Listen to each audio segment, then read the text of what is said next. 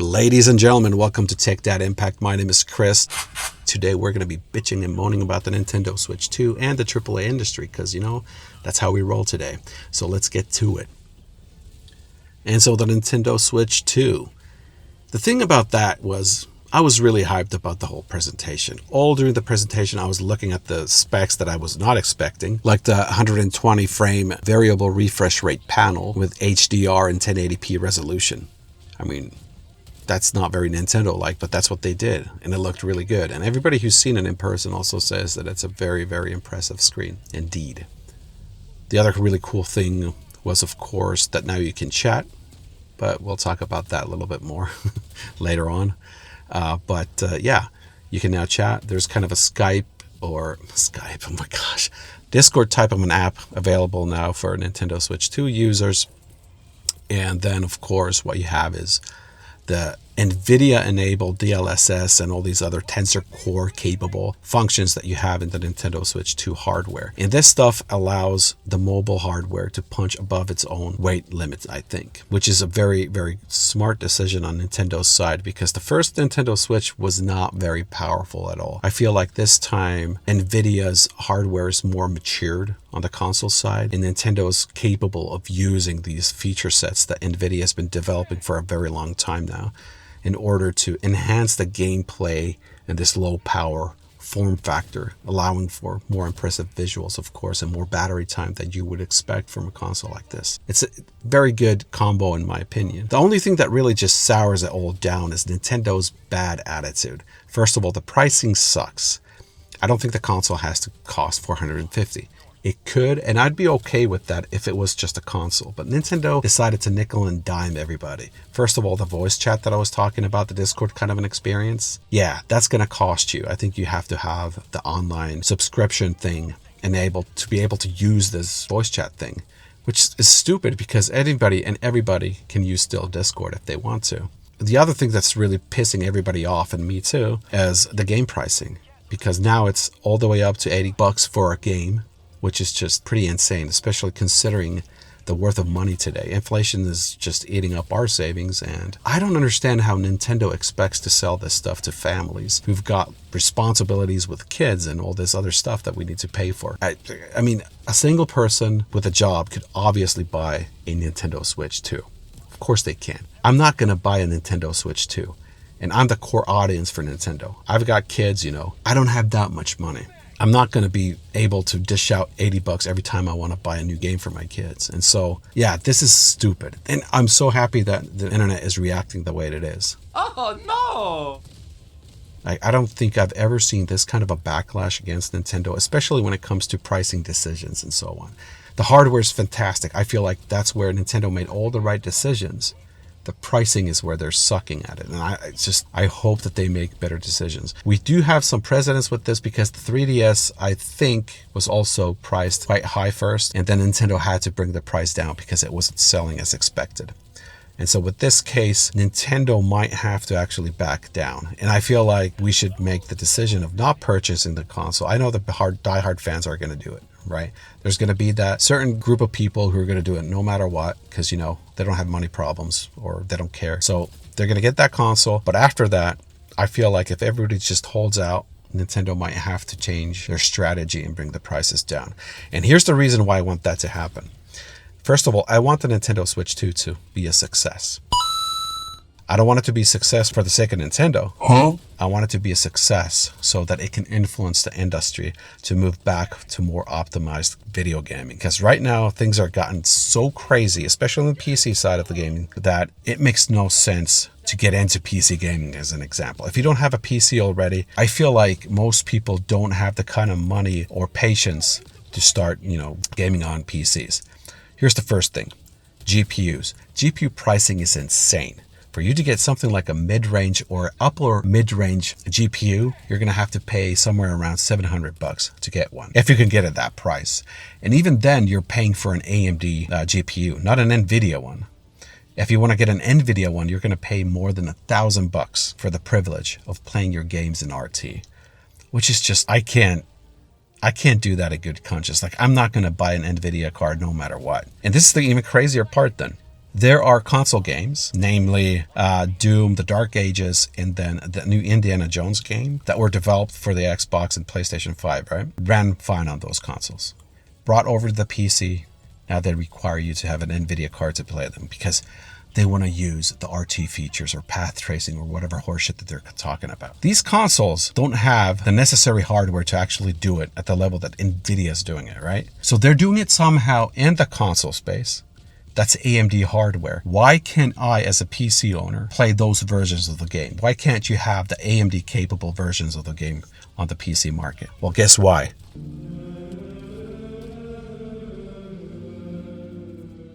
Because you're going to buy that NVIDIA stuff. Because you're going to get that card if you want to play these games. And that is such a ridiculous thing to do. NVIDIA must have paid these companies off or something like, because that is just so, I don't know, it's so stupid. And I wonder what kind of optimizations they've done for the PC side, because it seems like that's an afterthought. If you look at some of the Last of Us ports that came over to the PC side, they've been pretty freaking horrendous. And yet, somehow they managed to run just fine on the lower end console versions. I don't understand that. It seems to have everything to do with the developers' desire to optimize their games for the PC platform, which they don't seem to be doing at all. They just look at the GPUs and they go like, oh, well, these GPUs are so much more powerful than, what we had on the basic consoles. We'll just, brute force through it. And so if you have a more weaker PC, you immediately run into trouble, it seems like, right? So PC gaming is cooked as of right now, unless you already have a PC that's very capable of playing these games. I kind of feel like I'm somewhere in the mid-range myself, and so I could play Helldivers 2 as an example really well. Probably some of the new games, they go just as fine. But yeah, probably in the near future, I'm going to run into issues because I'm not getting an NVIDIA card. And so this is where I wanted the Nintendo Switch 2 to come in and basically push the market with its popularity to a more conscientious development mentality, where developers would focus also to have these games run on lower end hardware, because the Nintendo hardware is still lower end. It's a mobile chip. It can't output power in the same way that PlayStation 5 and Xbox, whatever the hell you call these Xboxes these days, it can't perform at the same, power levels. And the reason I want this to happen is because there's this thing called Steam Deck, Valve's handheld PC gaming platform, which is absolutely fantastic.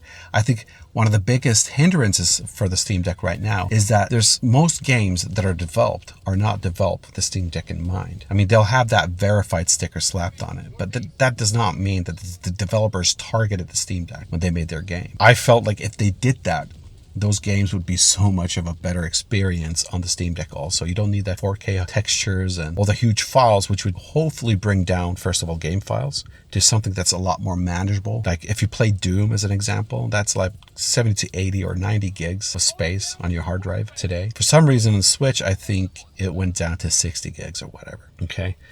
I wouldn't mind having something like of that version running on my Steam Deck, because again, the Steam Deck screen is a lot smaller. I don't need all the detail. And also you could figure out the level of detail settings and improve it for the Steam Deck experience. And so my hope was that the Nintendo Switch, as it sold like crazy and basically became one of the dominant consoles in the gaming market, it would also then force developers to really take into account optimizations as they made versions or develop directly to the Nintendo Switch 2. And then you could take those same games and develop them on the PC side and, focus or direct them towards the existing handheld PC market, with I don't know, there's quite a few different handheld PCs that exist today that compete with the Steam Deck. But the Steam Deck being the primary one, in my opinion, because of the operating system, all these other considerations that Valve's taken with the hardware. Yeah, I was hoping that the Nintendo Switch 2 would push the market towards a more handheld-friendly development mentality, I guess you could say. Not sure that's going to happen now. I don't know. We'll have to see what comes out of it. But hey, we can always hope, right? Well, anyway, let's talk about the AAA gaming experience in the year of our Lord 2025. Because it's so much fun. There's a few things that are always associated with AAA gaming. But think EA. And you kind of get the picture immediately. EA Sports. It's in the...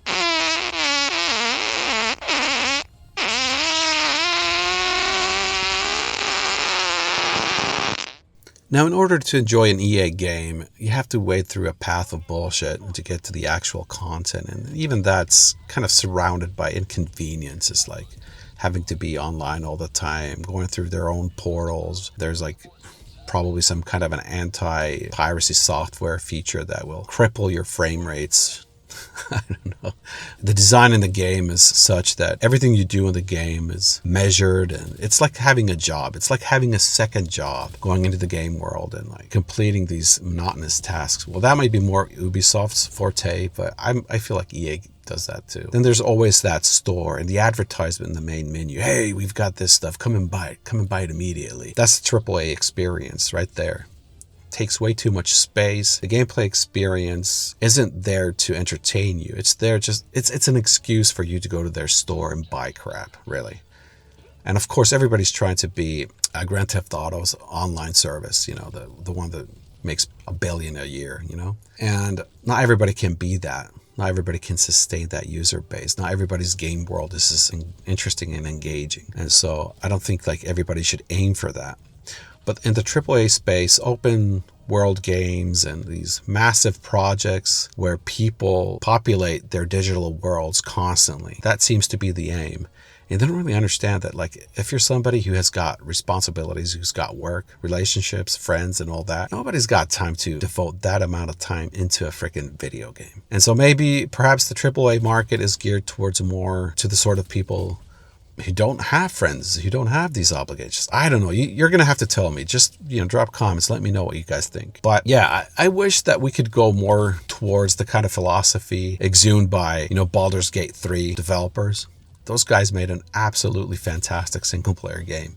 Everybody loved it. High quality production, insane amounts of content. And it doesn't seem it's like a game that is trying to rip you off whenever it can, Another game that I've actually enjoyed, I know this might be a controversial take, but I've really enjoyed Helldivers 2. It didn't cost a lot to get into. I think it was more like €40 or whatever. €40 game, downloaded it. It's not absolutely huge. I guess it's kind of big. I don't know. It allows you to get into the action immediately if you want to. You start the game, you start off at your ship, you choose a mission, and you go and shoot some aliens, shoot some robots, Terminators. And you do it with your friends, and you do it as many times as you want to. And it's just a lot of fun all the time. And I know they have their own monetization systems there, and people have been complaining because, they have that FOMO system up and running. But I got to be honest, man. In Helldivers 2, I don't feel like they're trying to rip me off. Like, you can go and get those super credits. You can farm super credits if you truly want to. And you can get money together quite fast. I've enjoyed it immensely with my friends, and so I'll keep playing it. I don't think it's a AAA game, to be honest, though. I mean, maybe a AA game. It might be considered a AAA now because it's so successful, but, whatever. I might have been ranting enough by now. I mean, this is just a stream of consciousness. I'm just saying stuff that's coming to my head. So I apologize if it's not very consistent, but yeah. But yeah, I don't know what to say about the AAA other than that. In the West, we're going to have to figure something out because we've lost a plot. A lot of these big companies are going down. Ubisoft's just lost a lot of money. I don't think they're making very good products, but in the East, they're kicking ass. They're taking names. They're being successful. So maybe look what they're doing and trying to understand why their strategy is working. I mean, in a way, it's kind of obvious. The thing that I think game companies need to have, and this is like from my personal experience of having worked for a large company, decision making by committee sucks. It's soulless. It generally just doesn't produce a good result. Everybody wants to have their own input. Everybody thinks that their own thing is super important, and you should have somebody objective enough to understand that what is something that people would love, would consider useful or entertaining, especially when it comes to the gaming markets. Most of the time, there are few people in the project who have this proper vision, this proper understanding of what the project ought to be. And you should probably leave the biggest decision making for them. This is how it ought to be. But I feel like, especially on Microsoft, when they're working on Halo Infinite or whatever, like they just had way too many hands in the kitchen, way too many cooks. And so you couldn't get that proper decision making hierarchy into place. You couldn't get the right guy making the right decisions for the game itself. And this is something that in the West, people need to understand. Like, gameplay comes first, the experience comes first, your, profound thoughts and your stories about humanity or whatever, your political opinions, that's crap that might be really interesting to you, but for most people it's probably nonsense. So it's maybe better to keep it to yourself and try to focus on making the best possible game, I suppose, and keep that focus. And what I mean by that focus is that if you had a plan to make a specific kind of game, don't go running around looking for different kinds of solutions. Like, focus on making that game that you decided to do. For some reason, for human beings, that's really difficult. I've experienced that as a solo developer myself, like on my hobby games. So yeah, I always have to fight against that. Maybe I'll make a video about that too. Anyway, I think that's enough. Guys, freaking almost 20 minutes of nonsense. I apologize. But if you're still here, you're a gem. Thank you, sir. Or lady, ma'am, something. I don't know what the hell I'm doing. All right, guys. See you in the next video. Have a good one. Bye.